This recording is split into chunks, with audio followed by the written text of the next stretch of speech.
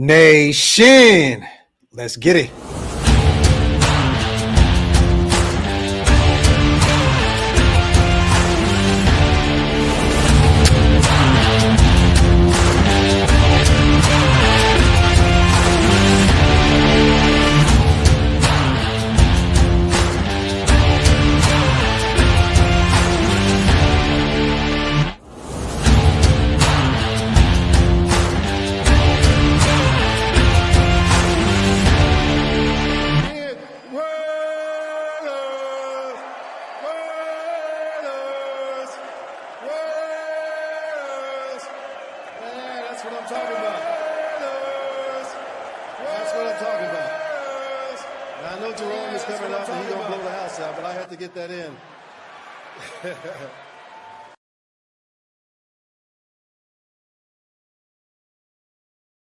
Yo, salute to everybody already here in the building, man.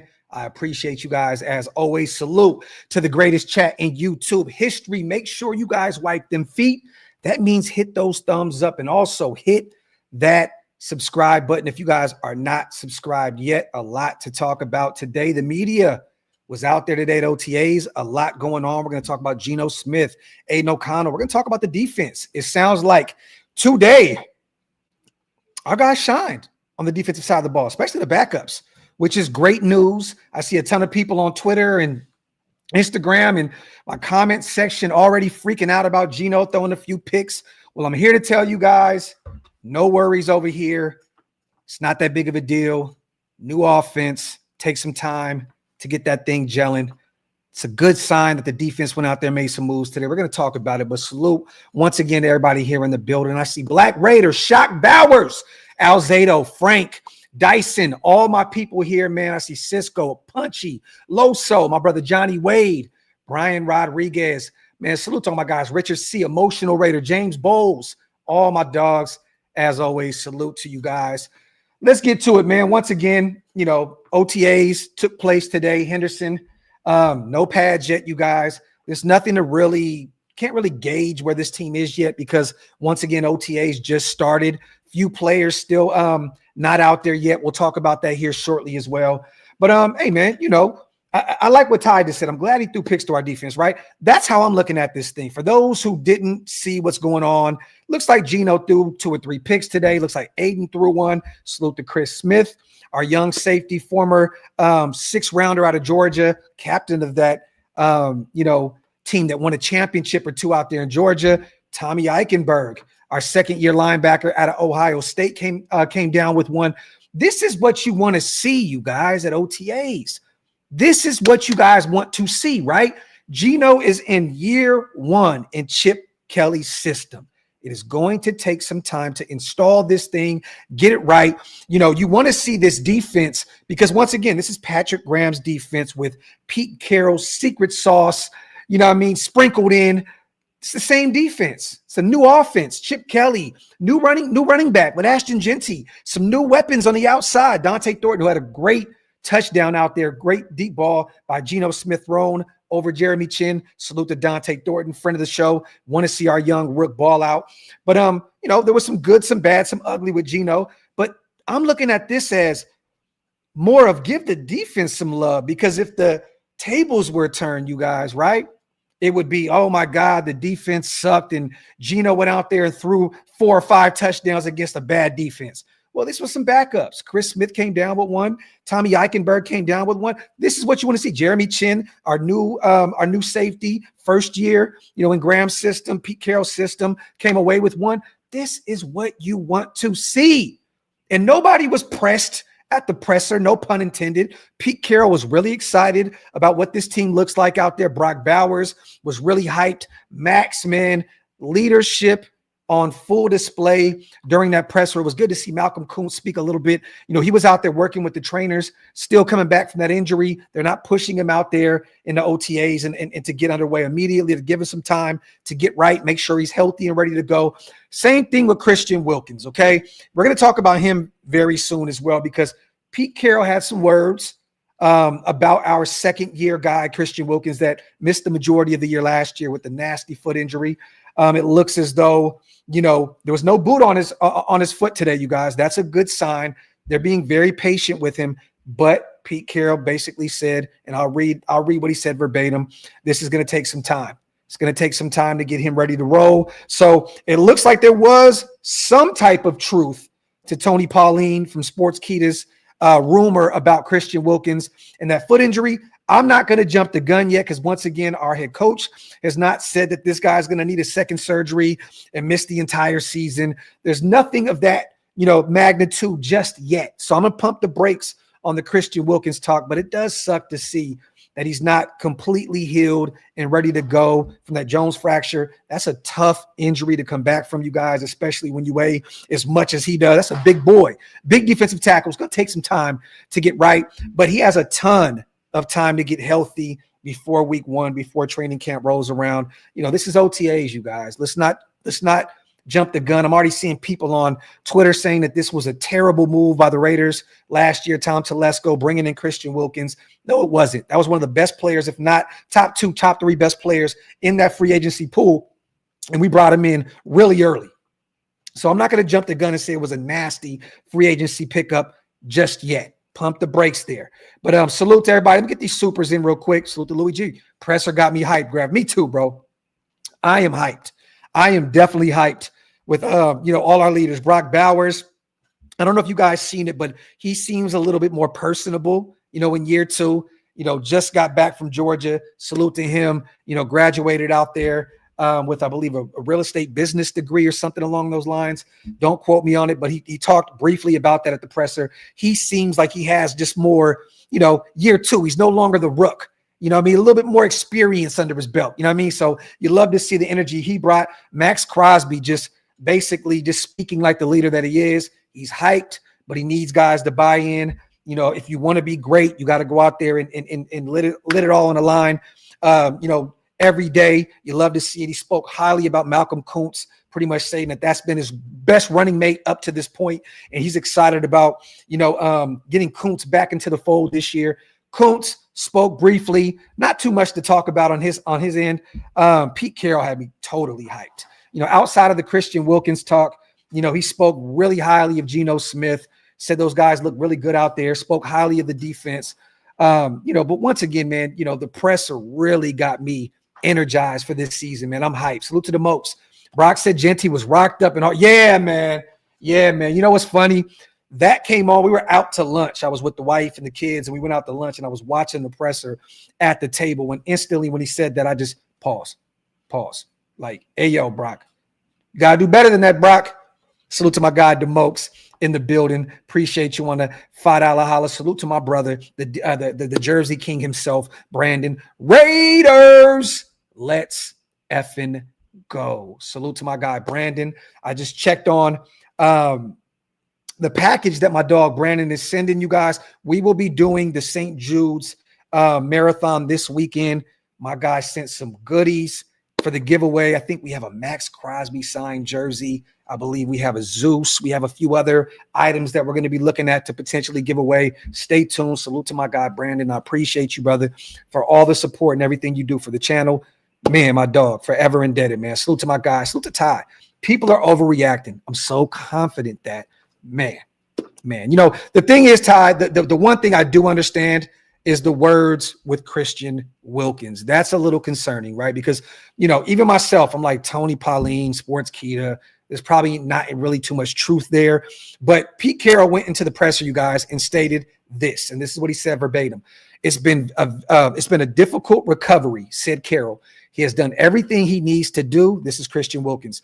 He has been here every single day. He is here early, working hard, but we are still working on it. He is not ready to get back out there. And we are in the midst of a long, challenging process here. So fortunately, there's a lot of time, and we are going to take care of every bit of it.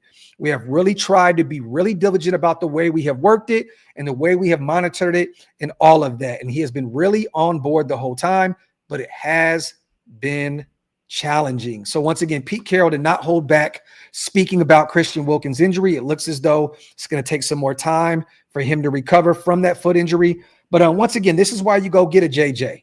This is why you go get a Tonka Hemingway. This is why you re-sign Adam Butler. This is why you go get our international portal player. You know what I mean? And this is why you continue to add even more bodies and UDFAs at the defensive tackle position. You know, I think that they had a plan this whole time, you guys. You know, I'm sorry. Ashton Jenty is too good of a player to pass up there at 6 just to go reach for a defensive tackle just because Christian Wilkins may be potentially hurt. You have a guy in Tyree Wilson that, who is he at this point? Is he a rotational guy on the outside? Because Malcolm Kuntz is going to start opposite of Max Crosby, barring any health injuries, right? Or any injuries, God forbid, right? Any setbacks. But is he going to be participating there in the middle of that defensive line? Is he going to rotate in at defensive tackle, edge rusher? I think we're okay. We have a ton of depth there.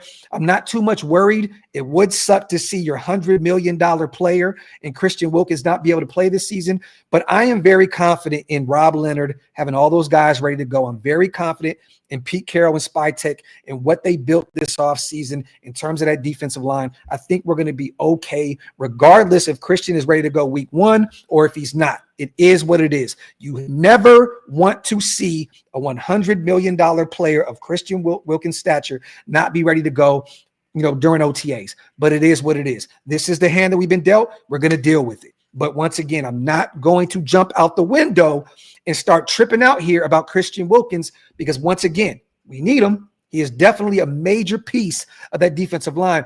But you added JJ, you added Tonka, you added a ton of depth there. I'm excited to see what this defensive line is going to look like. And I think, you know, a heart of hearts, I really have a real feeling that Christian Wilkins is going to be good to go, you know, come week 1, come training camp. Hopefully he's ready to go. Hopefully there's no setbacks with that foot.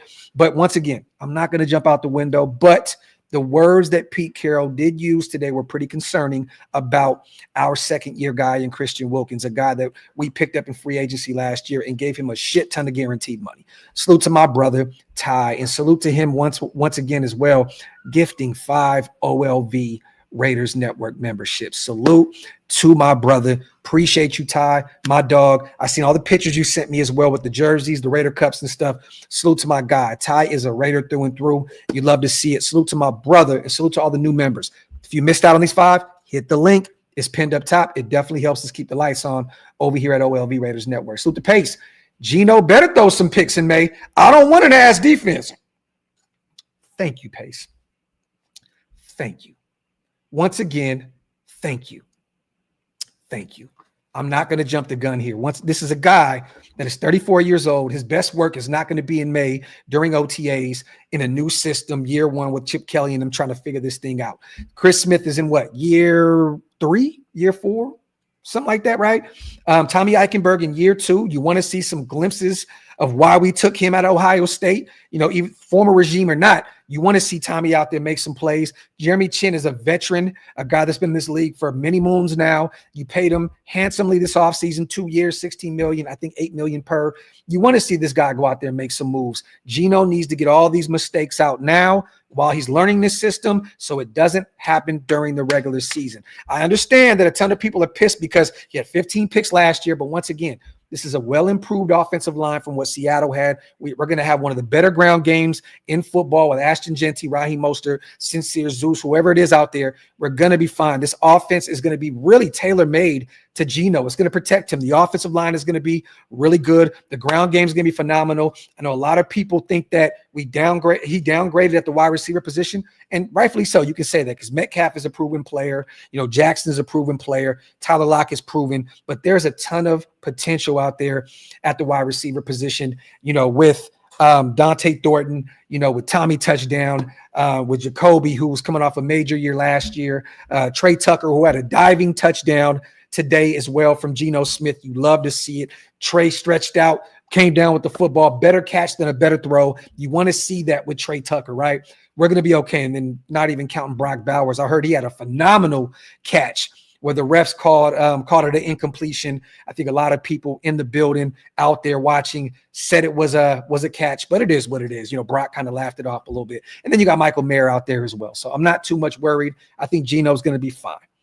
Salute to my guy, Gio, on a $5 holla. None better than that content. While I sip this cold beer and cook this dinner, ribeye, baked potato, Brussels, I'm cooking. just like the Raiders. Salute to my guy, Geo. Yeah, man, I just got done having me some meatloaf, some green beans, some mashed potatoes. Got me a 6-pack of, just some Ultra, Michelob Ultras, nothing crazy. Got my coffee ready to go. Salute to Geo on a $5 special. So salute to Deshaun Reed, you guys. He put a few things out there on Twitter today. He was out there covering, OTAs today. I'll read a few tweets for those who do not have Twitter. We already did the whole Pete Carroll, Christian Wilkins thing. Said it's been challenging, so on and so forth. Deshaun had also said, I'd give the edge to the Raiders defense today. Gave up a few touchdowns, but came up with 4 picks, 3 off Smith, 1 off AOC, and generally held the offense in check. But it sounds like the offense won Monday, you guys. There was no media availability there, but it sounds like the offense definitely won Monday. So Monday, the offense wins. Tuesday, the defense wins. Hey, man, I'm not mad about that. I think it was Monday, right? I don't even know what the hell the days are anymore. But either way, the offense won the other day. The defense won the day it happens. And Deshaun also went on to say that Chris Smith picked off Smith. That's 2 interceptions against the second-team defense. That was Chris Smith, and it was also Tommy Eichenberg. Smith tried to hit Brock Bowers on a route into the flat and was picked off by Tommy. Nice play by the second-year linebacker. This is according to Deshaun Reed. He also went on to say the Raiders signed international pathway player Laki Tassi as a defensive tackle, but he was on the offensive side of the ball today, 6'6", 348. We talked about the Trey Tucker touchdown. Trey Tucker got behind the defense on a deep route and laid out to haul in a TD in the back of the end zone. Another strike from Smith, but an even better catch from Tucker. Also, Smith got some payback. Dante Thornton beat Chin on a corner route, and Smith found him for a touchdown. This was after, once again, Jeremy Chin coming down with the pick off of our year 1 guy, Geno Smith. Also went on to say that Malcolm Kuntz, with the ACL injury, he's still rehabbing, isn't practicing today, but he will be talking to reporters after practice. He did go on to speak at the presser. And once again, close to full attendance at OTAs today. Only a few players not practicing. During the first 11-11 on drills, Jeremy Chin picked off Geno on a pass over the middle. And then also Christian Wilkins is at practice, but doesn't have a helmet on and isn't participating in drills. He did the same Monday per source. Salute to our guy, Deshaun Reed, out there on the ground, tweeting away. That is what happened thus far. A few of my other guys were out there. I could read a bunch of tweets, but that's the meat and potatoes, you guys, of what happened at OTAs today. Once again, it's OTAs. Okay. There's no pads. There's nothing else on. This is them working on installs, trying to figure out, the chemistry between, all these new guys that came into the fold. Chin looks like he's already working some magic out there at the safety spot. Geno had some ups and downs. Tommy Eichenberg, man, that was my guy last season. It's good to see that he came down with a pick, but salute to Deshaun out there tweeting away. I'm used to Vinny putting up a bunch of stuff. And also salute to my guys on the ground floor. Hit me with a few texts today, kind of giving me some updates of what's going on also at OTAs. But there wasn't a ton of information, not a ton of news, you guys, just the major news. Geno throwing 3 picks, Aiden throwing 1. Chin came down with 1. Chris Smith came down with 1. Tommy Eichenberg came down with the other. Salute to Geo. Salute to the Mokes. That Eagle game is going to be fun. I remember that 21 game. They tried to tush push at the goal line, and Max jumped the line and sacked Jalen, man. Yeah, salute to them, man. The thing is this, and salute to my brother Hug D's, man, in the building. I love that the tush push wasn't ruled, out. I love it, man. Like, look, as great as they run that play, find a way to stop it. Simple and plain. Nobody's been able to stop it thus far. Hey, man, we're playing them this year. Hopefully they get an opportunity or two to run it on us. I want to see what Max and company can do. Pete Carroll was asked about that in the presser. He kind of laughed it off a little bit. Max was kind of like, I don't have nothing to say about it. You know what I mean? Because, honestly, who cares? Who gives a shit? Honestly, who really cares? You know what I mean? But salute to Philly, and then they went on and trolled away, went on Twitter and put up a bunch of memes, and then they posted a video on YouTube, on their YouTube channel. It was like 15, 20 minutes long, where they talked about tush push moments and so on. They're definitely trolling the NFL. But, hey, man, salute to Philly. Damn, Irsay died? Did he? Did Jim Irsay die? If that's true, Terrence, man, rest in paradise. I didn't see that. I didn't get any. Oh, he did. Died at 65, man. Wow. Rest in power, man, to Irsay, dude. Colts announced death of owner and CEO Jim Irsay dies at 65, man. Way too young, man. Rest in paradise, man, to Jim Irsay, man. Wow. Damn. I know people are going to, throw rumors out there and all kinds because, Irsay was out there, playing, hey, man, Irsay was, he was a motherfucker. He was a motherfucker. Let's just say that. There was rumors of my guy out there playing with his nose and all kind of other shit. I'm not here to throw any rumors into the rumor mill, nothing like that. I don't, it just sucks to see someone that young pass away, man. That sucks. RIP to Irsay. And, salute to the Indianapolis Colts franchise. Hopefully they can bounce back from that. And, yeah, man, nasty work. Nasty work, man. Sucks to see that, man. Salute to the Mopes. Appreciate you on the $5 special. Yeah, I knew that he dealt with some things, but once again, I'm not going to be here to speculate about what it was. But Irsay's had his he's had his ups and downs with the public, with the media, with his team. But man, that's just nasty work, man. Rest in paradise once again, man, Irsay. There you go, man. Talk that talk, hug. You don't need to, what you pausing for? That is a woman. What are you pausing for? Salute to the chat. Wipe them feet, y'all. Hit them thumbs up. If you guys are not subscribed yet, what are you waiting on? Hit that subscribe button. Also, we'll talk more about the OTAs. I wanted to talk about this because I didn't get a chance to talk about it on the AFC West show last night. If you guys didn't get an opportunity, run that show back. It's on the channel, the last live that we ran. Salute to Darcy. Salute to Ben. Salute to Jake. Had some fun. We will be live again next Tuesday night to cover the schedule for the AFC West. But a lot of us were like, what did Ashton Jenty do in order to get that number 2? It looks as though he went on the Kay Adams show and paid a ton to get that number from our kicker, Daniel Carlson. Looks as though he spent over, I think he said 6 figures. I believe he said something along the lines of you can damn near buy a house with the money that he put up to buy that number 2. And, look, Jenty his pockets are very healthy right now. Got a ton of guaranteed money, was picked number 6, got a ton of guap. So, he has the money to play with. It looks like he definitely wanted that number 2. But he paid a healthy chunk of change to go get that. Hug said $50K. That's a nice bit of change to go out there and get his number. He definitely wanted that number 2. And Carlson as a kicker is like, you know what? I can use that change. I don't get paid like Ashton Jenty. I don't get paid like Max Crosby. I don't get paid like these wide receivers. I get paid like a kicker. So you love to see it. And Alzado, yes, he did go on to say that some of it went to charity, which is a great cause. That is beautiful. But he went on Kay Adams, you guys. I know a lot of people were asking about how he got that. He said, I talked to the head equipment guy, and he said, hey, you're going to have to talk to Carlson about that. This was on the Kay Adams show. He said, I've worn it the majority of my career. It's the day greatness was born, the day I was born, December 2nd. It's a family number. All my family members who play sports, they wore number 2. I called him. I was like, I'm trying to get that number 2. I'm willing to negotiate whatever you're thinking. I gave him what I was thinking first. Then he came back, and I'm like, I got to do it. I got to drop that little bag for number 2. So they said, was it a massive price to pay? He said, I can't put that out. But he did say you could buy a nice Mercedes GLE, Jenty said to Kay Adams.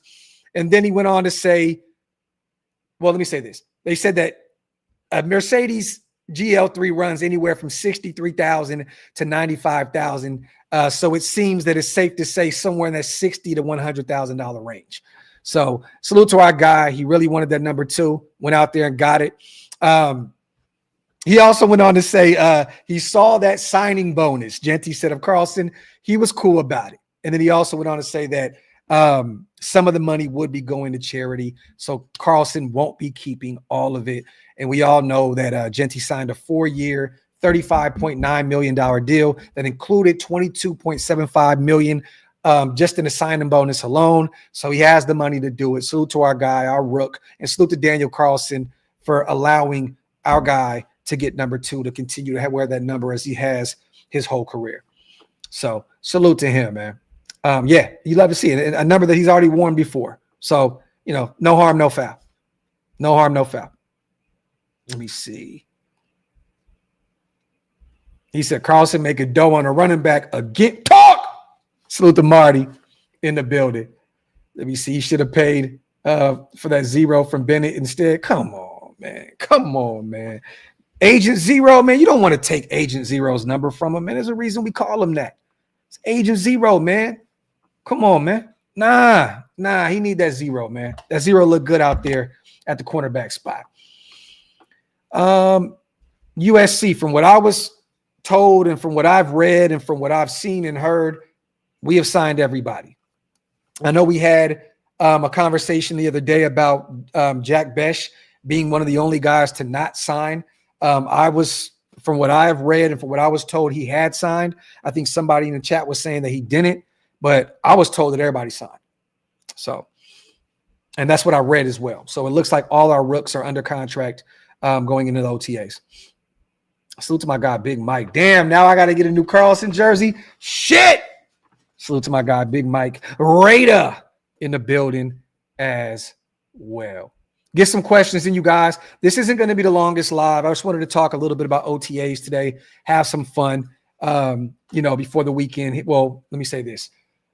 My weekend's going to come around pretty quick. My sons graduate elementary. They're going into middle school tomorrow, and then we got a lot going on. My sons are about to leave, for the summer. I got a lot going on these next few days. So I said, you know what? Let me throw in a live real quick, talk to my people, have some fun before this weekend, before we do the St. Jude's marathon. JPJ, I love that. I love that, LT. I love that. JPJ confronted AP to start center over Andre James, which he should have been. Hey, man, look, I think this. Anybody that didn't have Jackson Powers Johnson as the starting center from day one, it's organizational malpractice. He's just that much of a stud. And I love watching him on the rush as well. This dude is a monster. You love to see it. I see the NFL today approved also a new award, I believe, like Protector of the Year or something along those lines. I'm hoping that JPJ can find a way to win that this upcoming season, man. Protecting Geno Smith going into the 2025 season. But salute to JPJ. Yeah, I hated that, man. I hated that. But the one thing I did love, once again, that he had to go to AP and tell him I need to be the center was the Rush podcast. That was a phenomenal watch. Salute to my guy, DeMarcus Webb. Graphk, who are your starting wide receivers week one? I think that Besh is going to kick in and kick out. He'll play on the boundary. He'll play in the slot. But if I'm a betting man, I think Tucker's on the boundary. Jacoby's on the boundary. Besh should be the starting slot guy for his day one. And then, they'll interchange. I think Tucker will play a little bit in the slot. Besh will be on the boundary a ton as well. But I think those are going to be your three starting receivers. But once again, Dante's going to get his reps. Tommy touchdown to get some burn at the wide receiver position. But those are my three guys from jump. It's going to be Besh probably in the slot, Tucker on the boundary, and Jacoby on the other boundary. Let me see. Salute to Hug as well. Not going to lie, I'm seriously worried about our boy Wilkins. In and out of the boot. Pete saying it's a difficult recovery. None of this is promising. No, not at all. Definitely doesn't sound promising. But once again, man, taking back-to-back defensive tackles, it kind of makes sense now. And then you bring in Adam Butler back after having a really, a couple good seasons with us in Las Vegas on a really nice deal, for the kind of production he's put up for us. He's pretty much took 2 hometown discounts back-to-back years. But I think we'll be okay. Hug, I really do, man. Once again, Wilkins should be a very, very pivotal piece to this defensive line. But even without him, let's just say he's not ready to go week one. I think we'll be okay. But hey, we got Kuntz back. We got Max back. We're going to be fine. I think the interior of that defensive line is going to be okay. But once again, I'm not going to jump the gun just yet. The good thing is Wilkins didn't have the boot on out there today. He did not participate, but he was out there. That's a good sign. But once again, it looks like it's going to be a challenging time for Wilkins to get right going into training camp. Let me see. He said a $100 million cheerleader pisses me off. Look, man, the good thing is this, Hug. We still got a ton of salary cap right now, right? We have a ton right now. We're going to have a crazy amount of money next year. You know what I mean? Like, regardless of anything, we'll be fine. I know that contract is nasty work, right now, but in the grand scheme of things, I don't think it's going to prevent us from doing too much moving forward. Okay. We still have a ton of salary cap right now. And once again, we're going to have a slew of it going into the 2026 season where we can go hit that free agency pool and go crazy if we choose to. So we'll be fine. Let me see. Raider Jimmy. JPJ was like, I don't give a fuck if you look like Suge. Run me my position. Talk. Salute to my guy, man.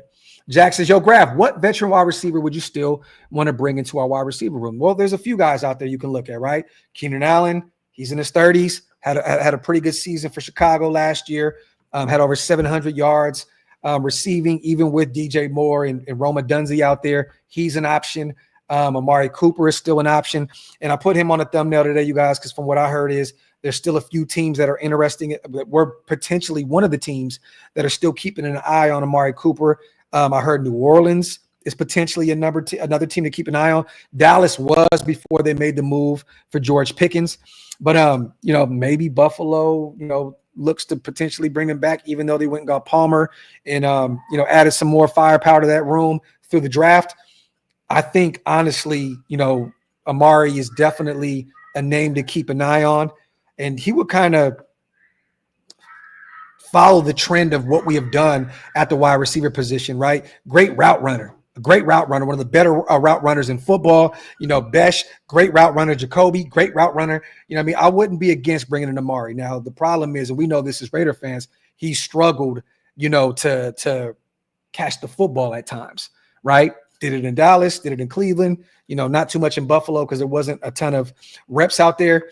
But, I think Amari will be a name to keep an eye on, moving forward. He may be the guy at the as a veteran wide receiver if we do decide to bring in a veteran wide receiver. So stay tuned to see if we decide to do so. But let me see. Yes, salute to Hug, man. Wipe them feet. Wipe them. Hold on real quick, you guys. I'm going to bring something up because I had an article that I wanted to go. Well, not an article. There was something that I wanted to talk about, and it just disappeared. So today we did make a move, Ty. Spy Tech, Tom Brady couldn't help themselves. They had to leave with the Michigan Wolverine. They had to. We did go out and sign a linebacker today, Michael Barrett, former Michigan Wolverine, won a national title with them. This is a guy that has been from practice squad to practice squad to practice squad at this point. And we did end up releasing Wesley Steiner. He was waived in the corresponding move to bring in our new guy, Michael Barrett. But I knew Spytek and Tom Brady was not going to be able to control themselves bringing in a Michigan product at some point. For those who are not that familiar with Michael Barrett, former 7th round pick of the Panthers, kind of bounced around a little bit. He was traded to the Seahawks for cornerback Michael Jackson in late August. Not that Michael Jackson, football Michael Jackson. He also spent some time on Seattle's practice squad, Cleveland's practice squad, Green Bay practice squad during his rookie season. He was active for the Packers in week 18, but did not play according to Pro Football Talk. So this was a move that we made. We brought in another linebacker to add some depth to that room. I don't know if this is just a camp body type situation. Michael Barrett, once again, is bounced from practice squad to practice squad. He hasn't got a ton of reps at the NFL level. He's still really, really young. But we did move off of Steiner in a corresponding move to bring in Michael Barrett. So, yes, we did add a linebacker into the fold today. So, looks like maybe a practice squad move. Camp body type situation. We shall see what this looks like in the long term. Yeah. Was pretty good at Michigan. Fell to the 7th round. I thought he was going to go a little earlier than that, Hug. But hey, Carolina got him. It really hasn't panned out up to this point. And I want to see how many reps he's gotten thus far. I don't think he's really got a ton of burn up to this point. Wipe them feet, y'all. Hit them thumbs up. If you guys are not subscribed yet, what are y'all waiting on? In his career up to this point, the 6 foot, 239 pound linebacker, 25 years old, doesn't really have anything. There's no stats. Nothing.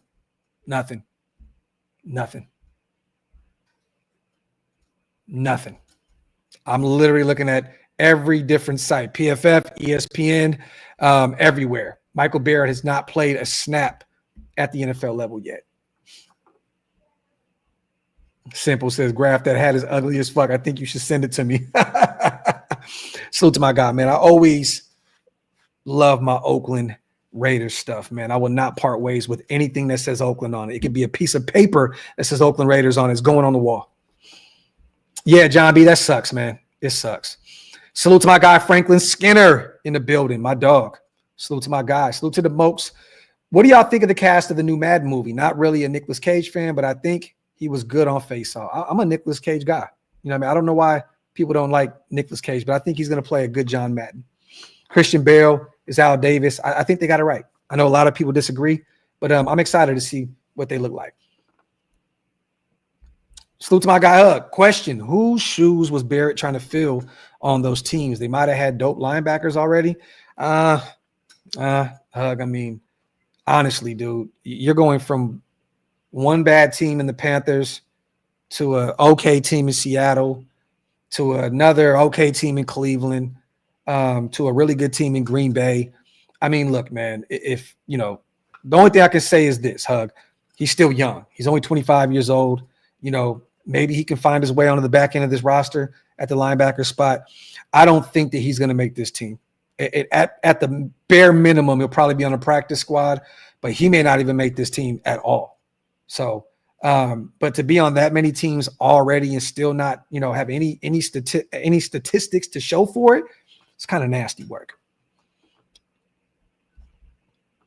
Salute to John B. Any update on that? Yes. So some of the goodies that we have for the show should be here Saturday. So I'm looking to do the show on Sunday. So stay tuned, John B. And once again, the Max Crosby jersey, we're going to give that away to the big, the biggest super chat on the show. And then we'll probably do an entry fee for some of the other jerseys that we have to give away. So stay tuned for that. And if you guys want to be a part of some of the other jersey giveaways, I know we have a signed Zamir White. I think we have a signed Rich Gannon. We have a few other jerseys. Look, I already told my guy that if there's one that I may want to hold on to, I may have to hold on to it because Rich Gannon, man, that's a little different, but it depends on how I feel about that day. But if we do that, we'll do like a $20 buy-in through Cash App, through Super Chats or whatever, and then we'll give that away as well. So we're going to do at least 2 or 3 jerseys this Sunday, this weekend for the St. Jude's marathon. So stay tuned. Where the majority of the proceeds, you guys, that we make that day will be given to St. Jude's for the hospital for the kids, man. So stay tuned. I believe it's going to be Sunday. If they get here Saturday morning time, maybe we'll do it Saturday night. But either way, the St. Jude's show will be this weekend. Jeremiah says Gainer's going to have a breakout year. Just needs a backup coverage linebacker, man. You know, I want to see Gainer, improve in that category as well, Jeremiah. I'm just waiting, man, for us to have that sideline to sideline guy, a guy that can drop into coverage, get after the quarterback and play the run at a high clip, right? Hopefully, man, hopefully they're working with him because when you see him in person, he's a physical specimen, dog. Like real talk, like he looks like he just fits the mold of what the NFL prototypical linebacker should look like.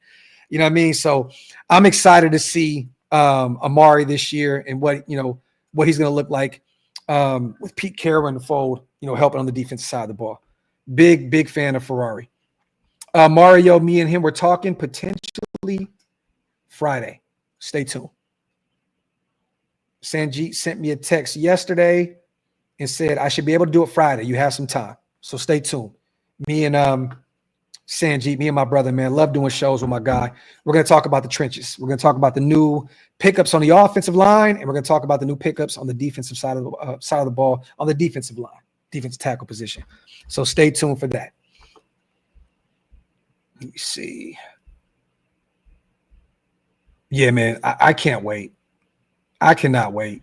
Bowers and Jenty on the same offense. It's just nasty work. Nasty. I'm excited about that, man.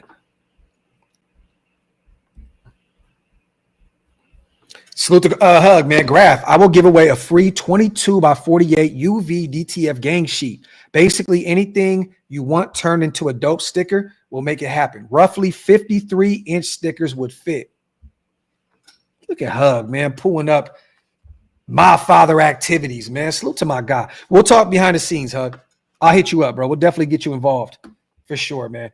Definitely. And anybody that wants to, like I said, support what we're doing with the St. Jude's thing, man, I'd never come on here and ask for money. But once again, we're doing this for a good cause. We do this annually. I try to run up as much cash as we can, for the foundation. So once again, if you guys can, $1, $2, 50 cents, I don't care what it is, it definitely supports a great cause. Salute to Hug. We'll definitely chop it up behind the scenes, my brother. Let me see. Once again, man, salute to everybody here in the building. Yeah, and I talked about that at the beginning of the show. You can see Brock coming out of his shell. Still pretty short answers, but he was having some fun, smiling, laughing a little bit, right? In year one, it was just kind of just yes, no, yes, no, yes. You know what I mean? Like, it was really, really short. There was no real enthusiasm there.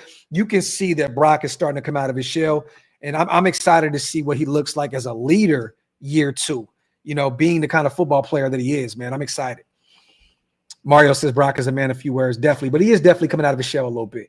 Marcos, you could do it through Super Chat here, which YouTube does take their portion of it, or you can hit the Zelle, the Venmo, or the Cash App down on the bottom. And I'm like I said, I'll hold on to all that and I'll send that directly to St. Jude's once we put everything together. But it's on the bottom ticker, brother. Salute to Raider Profit. Hug, definitely. We definitely need to link up on that.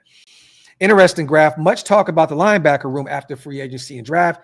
Did we miss? Why does it feel like the organization is not satisfied? Linebacker pool looks weak at this point.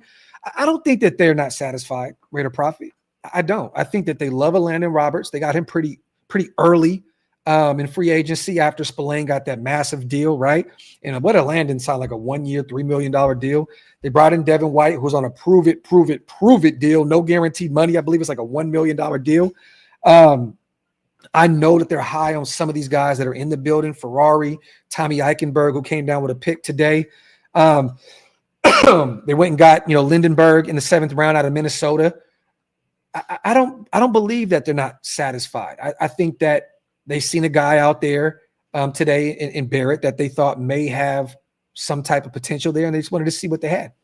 That's it. I just think that this once again was just a move to make to see if this is a guy that can make the back end of that roster and potentially add some value to special teams or that linebacking group or even the practice squad.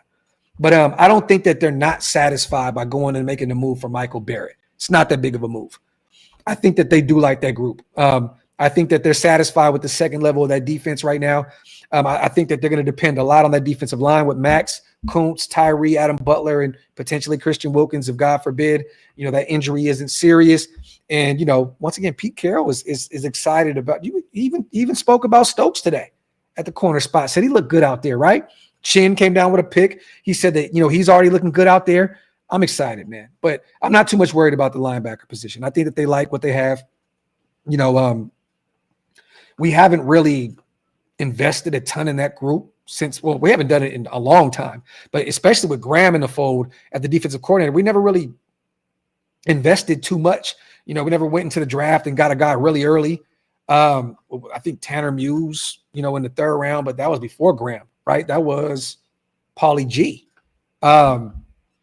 So, I think that this is kind of what Graham does. They depend on that first level of that defense, and that they want their DBs to be able to hold it down in the back end of that defense as well. So I don't think that they're not satisfied.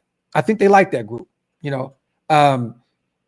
On paper, did we downgrade from allowing Spillane to walk and what we brought in? I mean, on paper, I guess. I mean, Landon was one of the better linebackers against the run in football.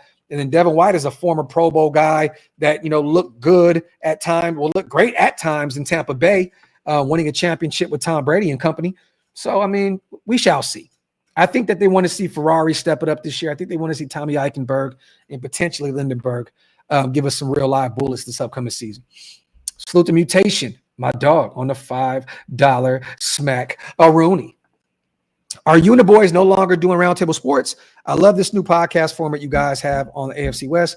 It's so good. No, we're not. And this is no knock to Roundtable. Salute to my guys. That's still going to be our family, our content family. If you guys are still following them, make sure to keep following them. There's no knock to them. I just decided, and my guys decided to step away and do our own thing. You know what I mean? So we're trying to build this thing up and do it on our own. I think that Darcy's a boss. I think that Ben is a boss. I think that Jake is a boss, and not only in the content field, but in real life. And we just chose to take the bull by the horns and run it ourselves. That's no knock to Roundtable. Once again, business is business at the end of the day. So, no knock to them. Salute to Roundtable. Had a great year with them. But yes, we will continue to do this. Again, next Tuesday, we're going to start doing it weekly. So stay tuned. You will see the guys back together in rare form like we were last night. Salute to Hug. Yes, go support 208customdesigns.com. One of our own, man. Those guys are doing great things over there. Make sure to support Hug and his wife on their business journey. They're doing really good things out there, man. Salute to you, brother. Just Raiders, baby. Salute to my guy.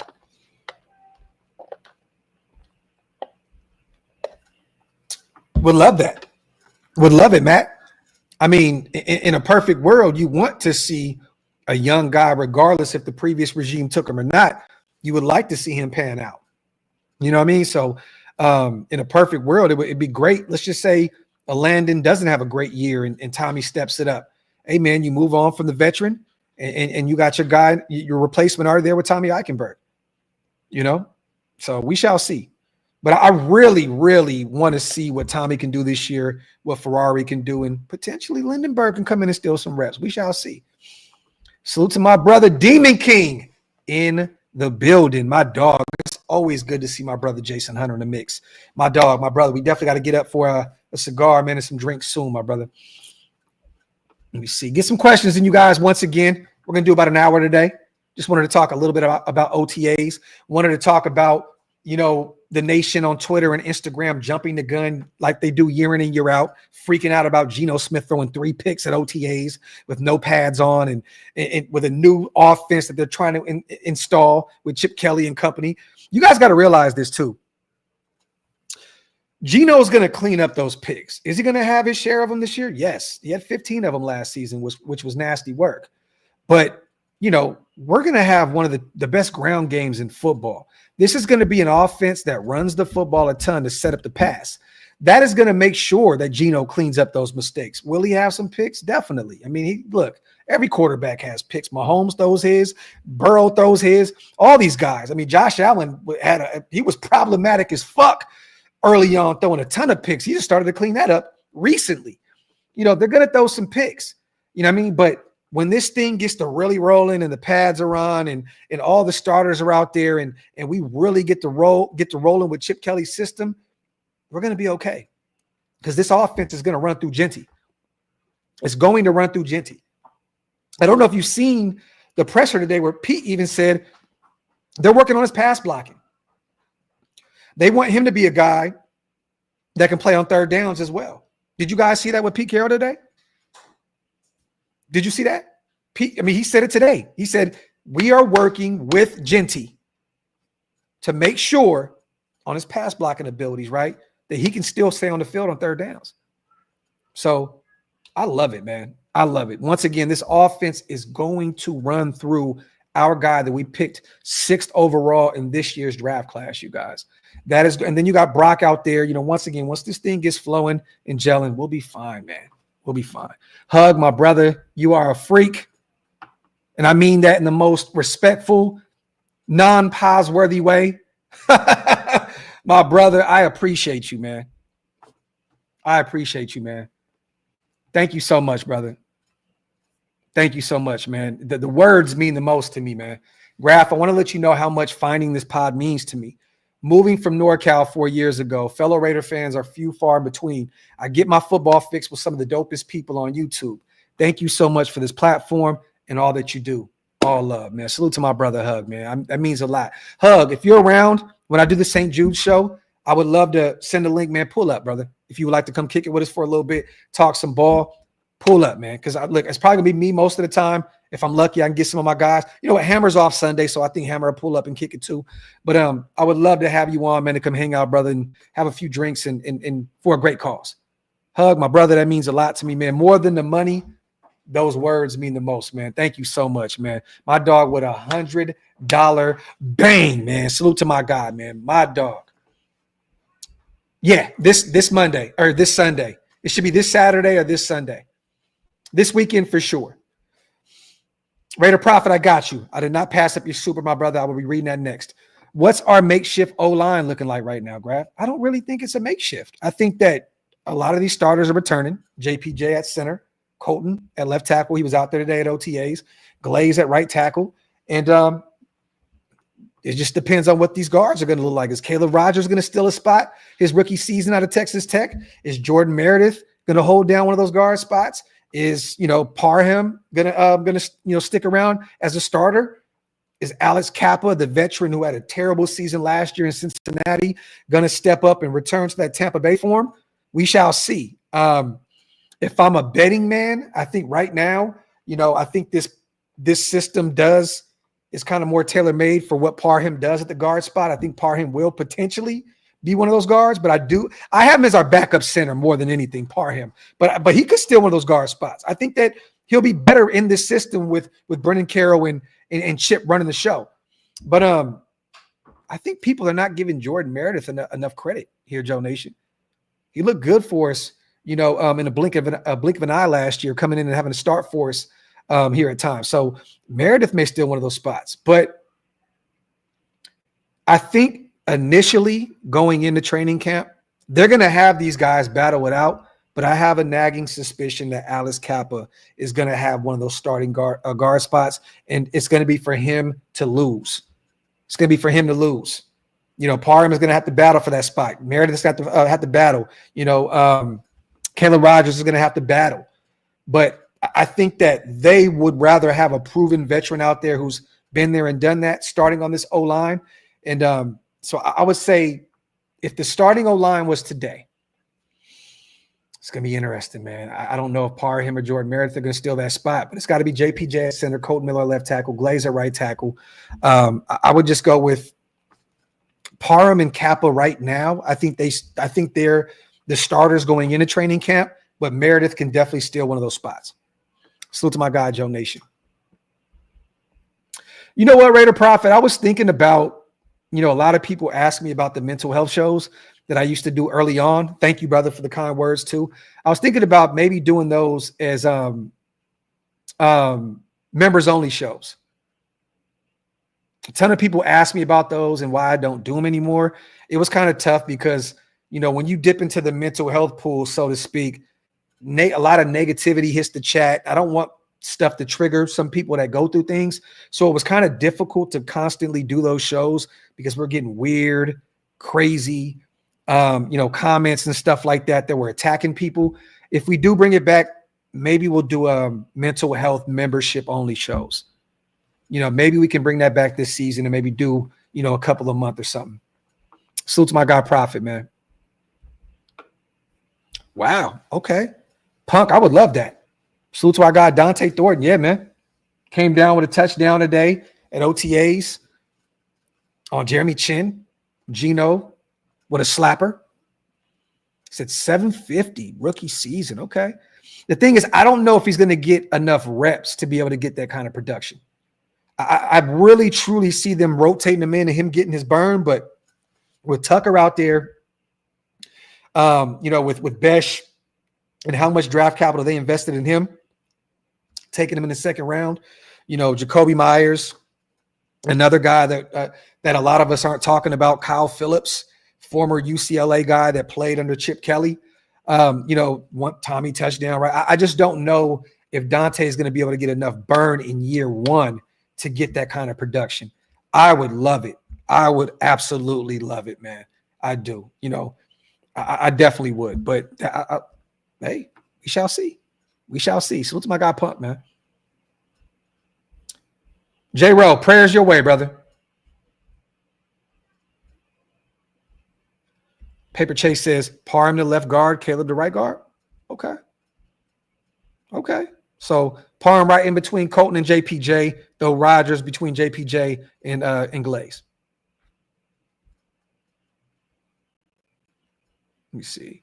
Simple says, Graphk, there's no reason to rush the O-line and the rookies. Let them develop for the future. We're good for a change. Yeah, the thing is this.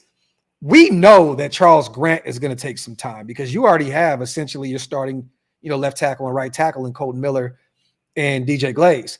So, I think they're going to develop him, small school, William, was it William and Mary? He's a developmental type guy. I think they both are, but Rodgers may come into camp and according to Waste, is still one of those spots. And the more you watch his tape at Texas Tech, played a ton of tackle, but he's moving the guard. I can see it. Just like Isaiah said, man, it's the best man win for every job. This is facts. Rookie or not. If you go in there and you take this team by storm during training camp and you win one of those spots, rookie or not, give him the job.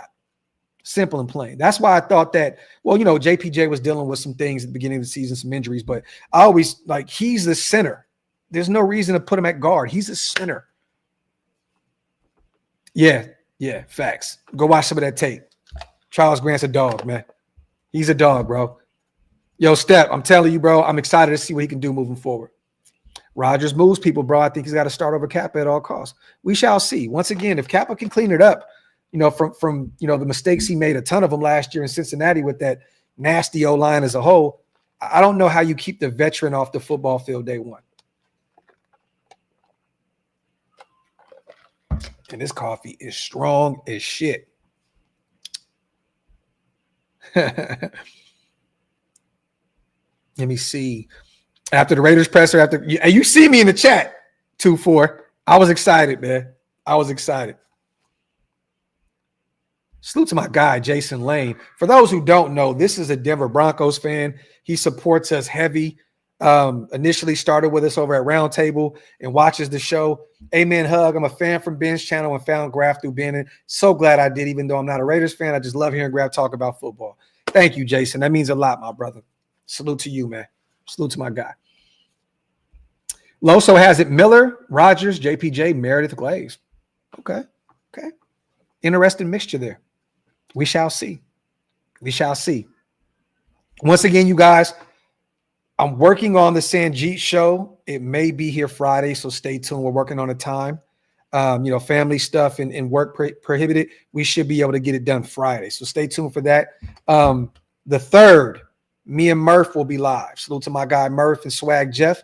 We just locked that in. We'll be live on the 3rd. And then once again this weekend, St. Jude's marathon. Stay tuned for that. Get a few more questions, you guys, before we get out of here. I got a few things I got to do today, but I definitely want to kick with you guys for a few. Yeah. Yo, Step, he's definitely still on this roster. Let me see something. I'm going to bring something up real quick, you guys. Let me see if I can now share stuff. Let me know if my shit goes wrong. But I restarted my computer, freed up some storage. I want to see something because one of our guys, salute to my little bro, Scout, had an interesting tweet that I want to put up that I loved. And we could talk about this. Where is it at? Boom. Where is it? He just put it on his page on Twitter. Come on, man. Go to his page. All right, here we go. All right, right here. Let me see if I can share this. And if it starts tripping, my apologies, you guys.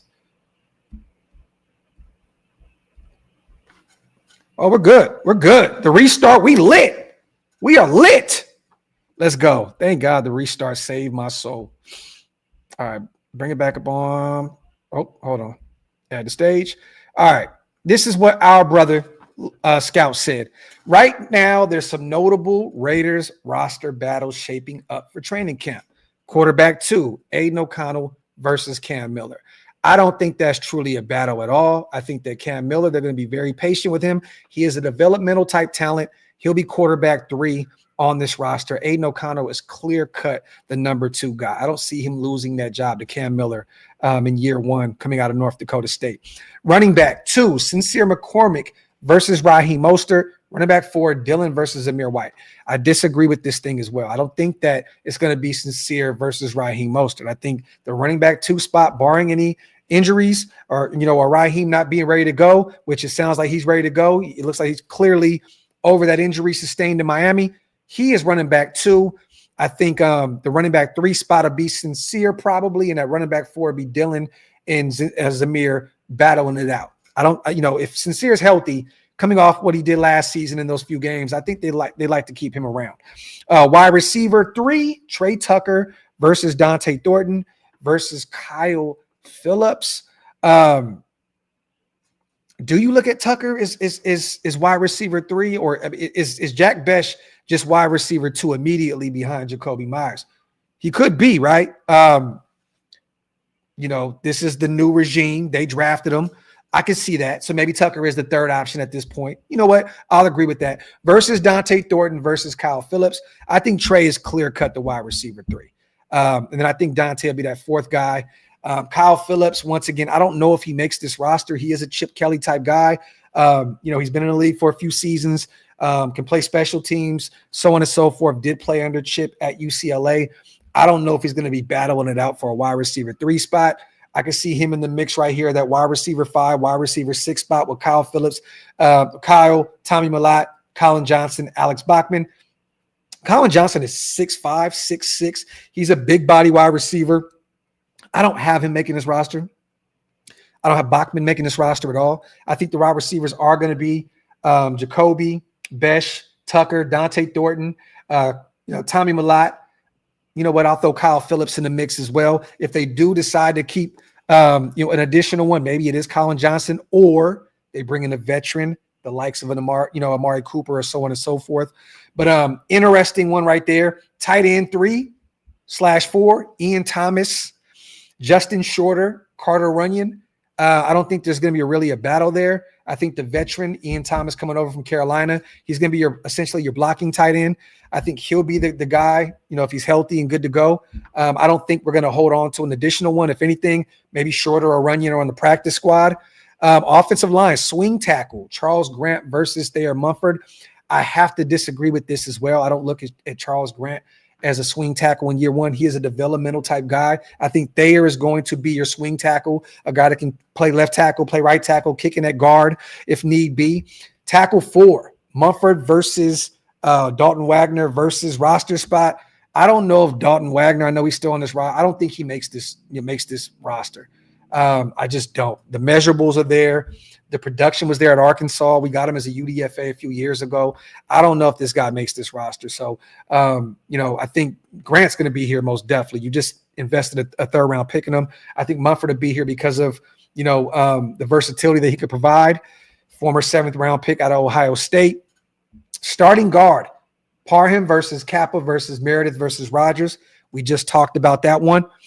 Edge rushers, edge 4. This is essentially behind Max, Kuntz, Tyree Wilson, Charles Snowden versus Jaw Joyner versus Andre Carter. We did bring back Snowden. Andre Carter is back in the mix. Jaw Joyner, I've heard some great things. The UDFA out of Minnesota. Maybe a bold take here. I got Jaw Joyner making that still in that edge 4 spot over Snowden and Andre Carter. And then does the team carry a 5th edge rusher? I do believe they will, and I think it will be Snowden if we don't bring in a veteran, like Jadeveon Clowney or one of those type of guys to add some more value there at the edge rusher position. Interior defensive line, starting 3 tech. Adam Butler versus Jonah Lalu. I don't think this is really a battle. You just re-signed Adam Butler to a 2-3 year deal. I think it's a 3-year deal. Adam Butler is your starting defensive tackle. DT4, 5 roles: Tonka Hemingway, JJ, Zach Carter. I keep forgetting that Zach Carter. We brought him back into the mix. Tonka's going to be there. JJ is going to be there. If anything, Zach's going to be the odd man out. I do believe that Jonah makes this roster, though. He says, does the team carry a true nose tackle with Fotu, or does JJ beat him to take the nose tackle spot? To be determined. We shall see. Then he continues to go to the defense. Inside linebacker, Devin White, Landon Roberts, Amari Gaynor, Tommy Eichenberg, Jalen Smith. Keep forgetting that we got Jalen back in the mix. I keep forgetting that we brought back my Notre Dame fighting Irish guy. Cody Lindenberg, Jalen Walker, the UDFA out of Indiana, and Matt Jones all competing for roster spots, all but Walker and Jones likely pushing for starting roles. I agree. Jalen Walker and Matt Jones are probably the odd guys out right here, even though Jalen Walker could probably push for one of those spots. Keep an eye on Matt Jones, though, too. He's a sneaky name at the linebacker position that we brought in as a UDFA, I believe, out of Baylor, right? Cornerback, the boundary, Eric Stokes versus Darian Porter. Unless Porter just goes out there and absolutely cooks, which he very possibly could, I think Stokes is your starting boundary corner opposite of Jacorian Bennett. I don't think that they're going to force Darian Porter out there in year one with, limited time starting at the corner spot. They're going to be very patient with him, build him up. He is a developmental type talent. He will be great down the line, maybe earlier than later, but I don't think that he's going to be a corner for us that's going to start from day one. Eric Stokes, Jacorian Bennett, for me, are going to be your starting boundary guys. Corner 4, DCAM versus Mello Dotson. Interesting battle right there. I think that Mello is going to be a guy that can definitely be on the back end of that cornerback group. Nickel corner, Thomas Harper played some safety for us, you guys, a Notre Dame product versus Darnay Holmes. Keep an eye on that battle right now. Once again, you can see Trey Taylor get some burn there. You're going to see some different packages, some different looks. Palamau get some reps in the slot. You'll see you'll see Jeremy Chin kick into the slot. There's going to be a ton of different looks defensively. But right now, the nickel corners, Thomas Harper versus Darnay Holmes. A little bit of nervous about that, if that's going to be the battle right there for the starting slot, corner spot. Safety, 3 and 4, Chris Smith, who had a pick today. Good to see for the young Georgia product. Lonnie Johnson, the veteran that we brought in over from Carolina. Trey Taylor, our second-year guy at Air Force. And then does the team carry 5 safeties? To be determined. If I'm a betting man right now, it's going to be Palamau. It'll be Chin. It'll be Trey. It'll be Lonnie Johnson. I think those are the 4 safeties right now. I don't know if Chris Smith is going to make this roster, but if he continues to do what he did today, coming down with a pick and out there looking like a ball hawk, then maybe we do. So salute to little bro on that great list. Great list. I got to get Scout back on soon to talk about his thought process behind that. Yeah, Brave, we talked about that. We talked about signing Michael Barrett. Definitely.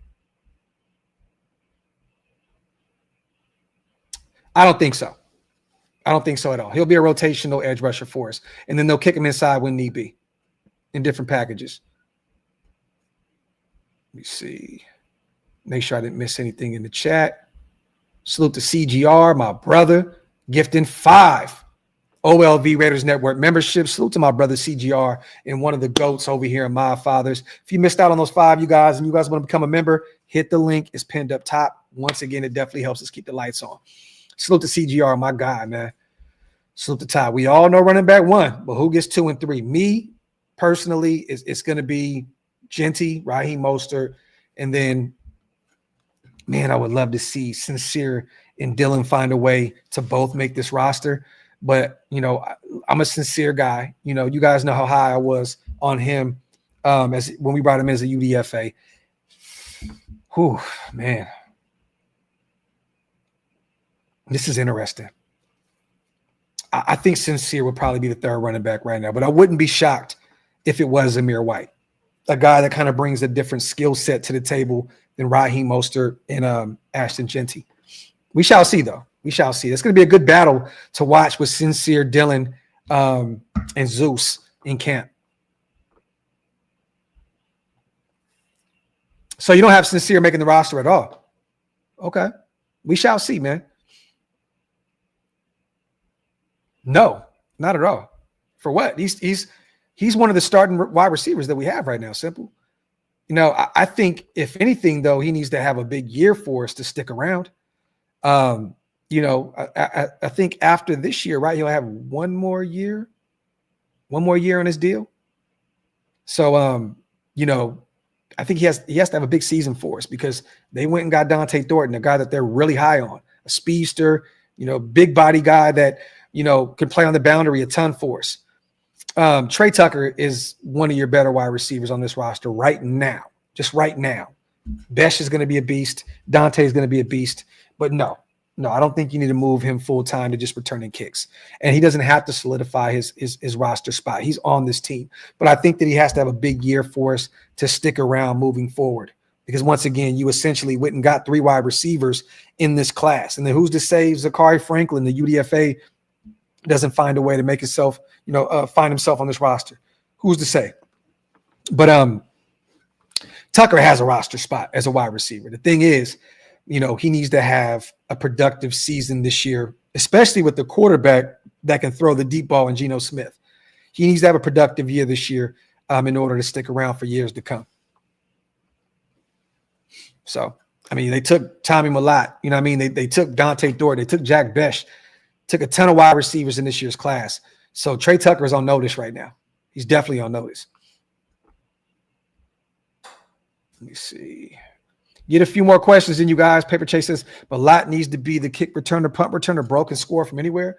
Yeah, man, you got to find a way to get him involved all over the place, Paper Chase. You got to take advantage of that speed, that elusiveness that he possesses. Yes, Tommy needs to be on the football field. You got to find ways to get him involved, not only in special teams, but on the offensive side of the ball as well. I want to see him all over the place. Line up at receiver, line up at running back, get him involved by any means necessary. Put him in the backfield, man. Let's get creative. Chip Kelly will find a way to do it. Let me see. Yeah, Hug, the thing is, man, that happens sometimes with these young guys coming in, right? Going into year 3, I think Trey knows what time it is. It's not the same rules, as college ball where you got to have 1 foot in. You know what I mean? Like, sometimes it takes a little bit for these guys to get accustomed to having 2 feet in. And yes, he has struggled at times, keeping both feet in. It happens. But going into year 3, I think he knows better now. There's no more excuses. You kind of got that freshman, sophomore jitters off. Now you're going into your 3rd year. You're in your junior year in the NFL. You got to make a statement. You can't go out there and keep making the same mistakes. Let me see. Leon, that's what happens, right? When you improve that room, though. You know what I mean? Like, that's what happens. Like, the only reason that he was a starter in the first place was because we had a terrible running back group. You moved on from Josh Jacobs and you needed somebody to take over the reins, right? Like, let's not act as though Zeus was just the guy that came in and was like, stole the number 1 spot. We had the worst ground game in football last year. That's why Zamir White was the running back 1. Before that, Zamir was not running back 1. It was Josh Jacobs. You know what I mean? So when you better that room and you bring in the likes of an Ashton Jenty, you see Sincere, improve last year by getting some reps and showing what he can do. We don't know who Dylan is at this point. And then once again, Raheem Mostert, he's a proven commodity, even at 33 years old, coming off a major year in 2023, 18 touchdowns on the ground, over 1,000 yards, Pro Bowl season. You got some proven running backs in that room. So, yeah, man, look, if Zamir is your starter, and it's bad news bears, and look, I drank the Kool-Aid a little bit. I'm going to be real. When we moved on from Josh, I'm like, hey, man, fuck it. It's Zamir season. It's Zamir. Let's get it rolling. Like, let's not act like he didn't have a nice little 4 or 5 game stretch the year prior, before he took over the starting reins. So, but he got his opportunity. It didn't work out. He struggled last year, and now we're here watching Zamir potentially fight for one of those last running back spots. Because I think that number 1 and number 2 are sewn up. It's Sincere. It's Jenty and it's Raheem Mostert.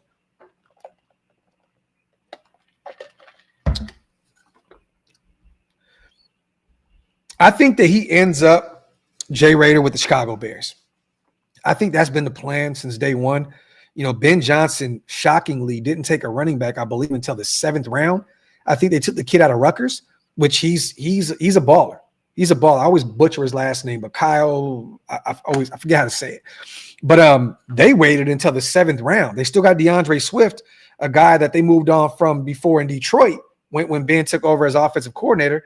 So I think that Nick Chubb ends up being in Chicago at some point. I think they're trying to see where he is with his rehab and all that good stuff. But I have this nagging suspicion that Nick Chubb ends up ultimately going to Chicago.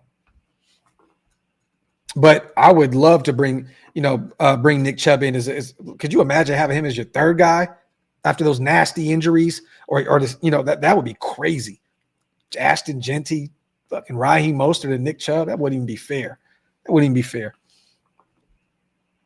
Yeah.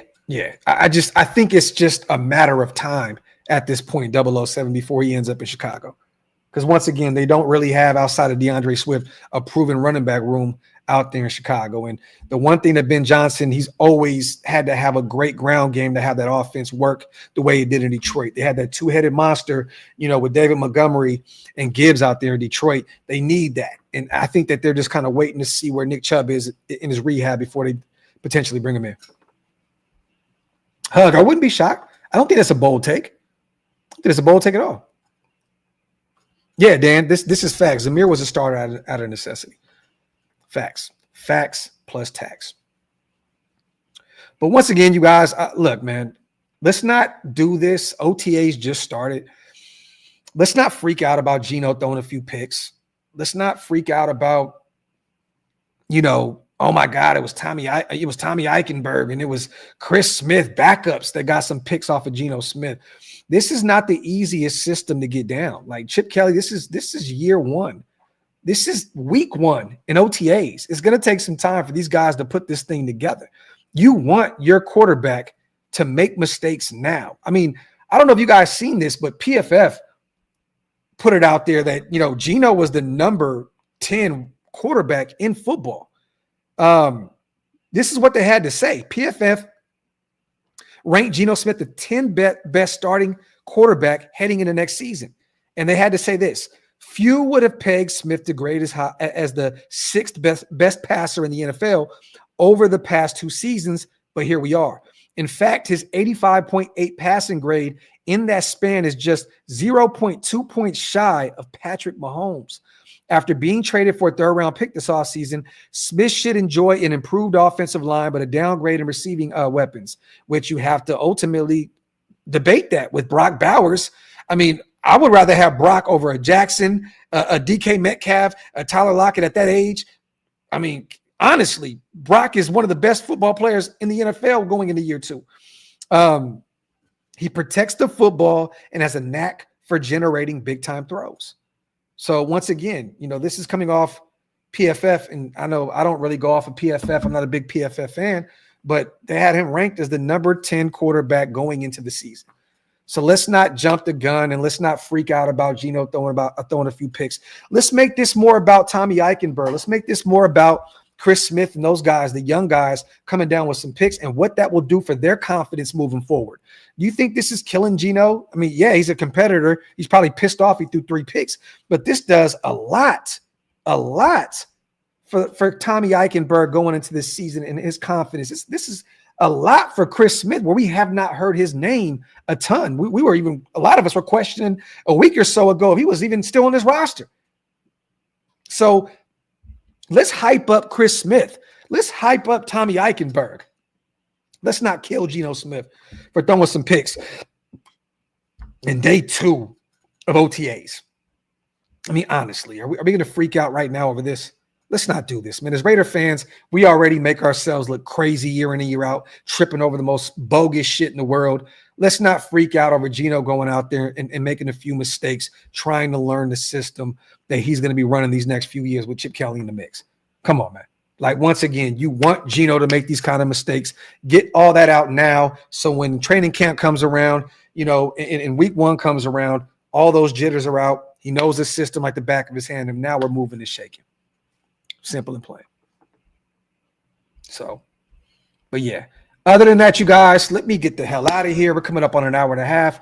Salute to you guys. Love and appreciate you guys so much. Hug, my brother, thank you so much for those kind words, brother. That means a lot to me.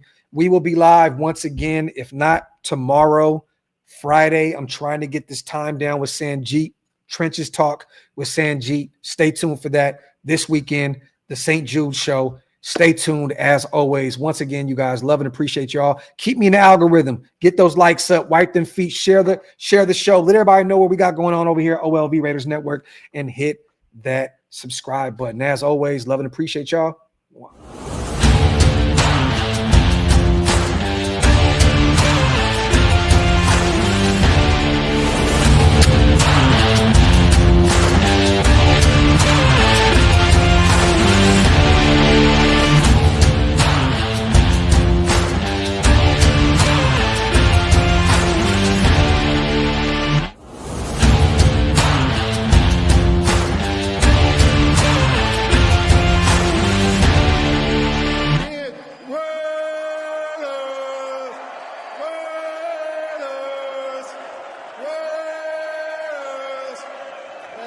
what I'm talking about.